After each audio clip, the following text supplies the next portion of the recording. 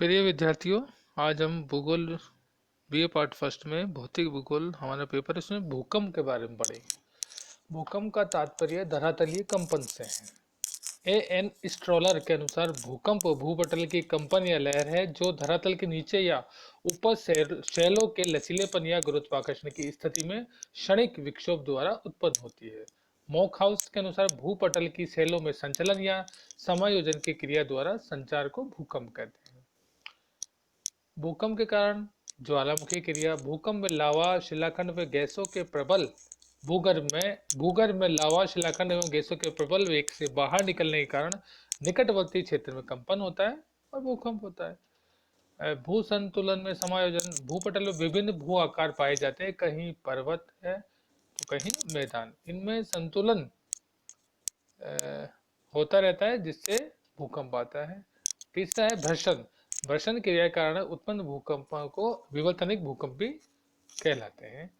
अब फिर है प्रत्यास्थ प्रतिक्षेप सिद्धांत, इलास्टिक रिबाउंड थ्योरी। यह सिद्धांत अमेरिकी भूगर्भ शास्त्री रीड ने कहा था। इसके अनुसार भूगर्भिक शैलें प्रत्यास्थ होती है, अर्थात रबड़ की भांति लचीली होने के कारण उसके घटने और बढ़ने का गुण होता है। तनाव पड़ने पर शैलें अपने लचीलेपन की सीमा तक उसे सहन करती है और अधिक होने पर दरारें पड़ जाती है। दरार के दोनों ओर शिलाखंड विपरीत दिशा में हटते हैं और पुनः अपनी पूर्व अवस्था को प्राप्त करना चाहते हैं तो इस प्रकार भूकंप आते हैं। पांचवा है पृथ्वी का संकुचन। पृथ्वी धीरे धीरे शीतल हुई है। पृथ्वी के शीतलन होकर सिकुड़ने से इसकी परतों में अव्यवस्था से भ्रंश होता है और जिससे भूकंप आते हैं। गैसों का फैलाव। जलाशयों के अंदर पड़ी दरारों से जल प्रविष्ट होकर भूगर्भ में पहुंचता है।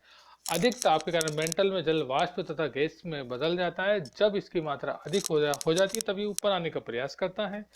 इससे भूपटल में नीचे से धक्का लगता है जिससे भूपटल पर कंपन होता है, भूकंप होता है। भूकंप के वर्गीकरण की बात करें तो उत्पत्ति के आधार पर भूकंप, प्राकृतिक भूकंप जैसे ज्वालामुखी भूकंप, भ्रंश मूलक भूकंप, संतुलन मूलक भूषण और प्लेटोनिक भूकंप। दूसरा है अप्राकृतिक मानवकृत। स्थिति के आधार पर स्थलीय और समुद्री। भूकंपों की गहराई के आधार पर साधारण भूकंप, मध्यवर्ती और अधिक गहराई वाले भूकंप। साधारण भूकंप धरातल से 50 किलोमीटर की गहराई तक, मध्यवर्ती 50 से 250 किलोमीटर की गहराई तक और अधिक गहराई वाले 250 से 750 किलोमीटर की गहराई तक। अब भूकंपी तरंगों की बात करें, जिस प्रकार किसी जलाशय में पत्थर फेंकने पर उस स्थान के चारों ओर मार्ग में लहरें फैलती है, वैसे ही भूकंप उत्पत्ति केंद्र से भी भूकंपी तरंगें वृत्ताकार मार्ग में फैलती है। भूकंप की उत्पत्ति धरातल के नीचे कुछ गहराई में होती है। यह गहराई कुछ किलोमीटर से लेकर कई किलोमीटर तक होती है। भूगर्भ में जिस स्थान पर भूकंप की उत्पत्ति होती है उसे भूकंप मूल या फोकस कहते हैं। भूकंप मूल के ठीक ऊपर धरातल पर स्थित बिंदु को एपिसेंटर या अधिकेंद्र कहते हैं। भूकंप मूल से चलने वाली तरंगों का प्रभाव सर्वप्रथम अधिकेंद्र पर ही होता है। यही कंपन सर्वाधिक होने के कारण जन धन की सर्वाधिक हानि होती है। इसके चारों ओर भूकंप का प्रभाव कम हो जाता है। भूकंपीय तरंगों की बात करें तो PSL तरंगे है। पी तरंगे ये प्राथमिक तरंगे होती है, इन्हें समानांतर तरंग भी कहते हैं। भूकंप मूल से प्रारंभ होकर ये तरंगे धरातल पर सबसे पहले पहुंचती है।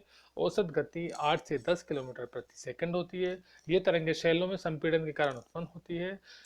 इन तरंगों के शैलों से होकर गुजरने पर शैल कणों में कंपन होता है और ये आगे पीछे दिशा में होता है, जिससे इसे क्षितिजीय तरंगे भी कहा जाता है। दूसरा है एस तरंगे। समानांतर तरंगों के साथ समकोण बनाती हुई आगे बढ़ती हुई इन्हें द्वितीयक तरंगे कहते हैं और इन तरंगों की उत्पत्ति शैलों पर पड़ने वाले अपरूपण बल के कारण होती है। गति 5 किलोमीटर प्रति सेकंड। लंबवत तरंगे होती है। तीसरी ये एल तरंगे, ये बाह्य तरंगे होती है क्योंकि इनकी उत्पत्ति अधिक केंद्र से होती है तथा ये केवल धरातल पर अधिक केंद्र के चारों ओर फैलती है। गति 3 किलोमीटर प्रति सेकंड। इन तरंगों से भूकंप क्षेत्र में सर्वाधिक क्षति होती है। भूकंप विज्ञान के बारे में हम बात करें तो भूकंप की तीव्रता को मापने के लिए मरकेली तथा रिएक्टर मापक है।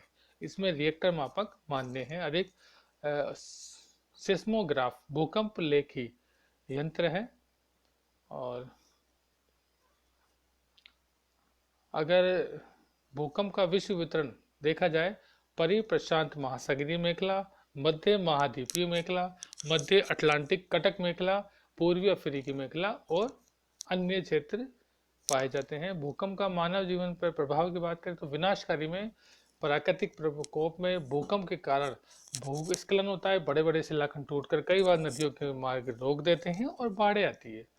और जैविक और सांस्कृतिक पर्यावरण को क्षति, भूकंपों का सबसे पहला शिकार मकान होते हैं, कारखाने, रेलगाड़ी, रेल मार्ग, सड़कें, बांध, नहरें टूट जाती हैं।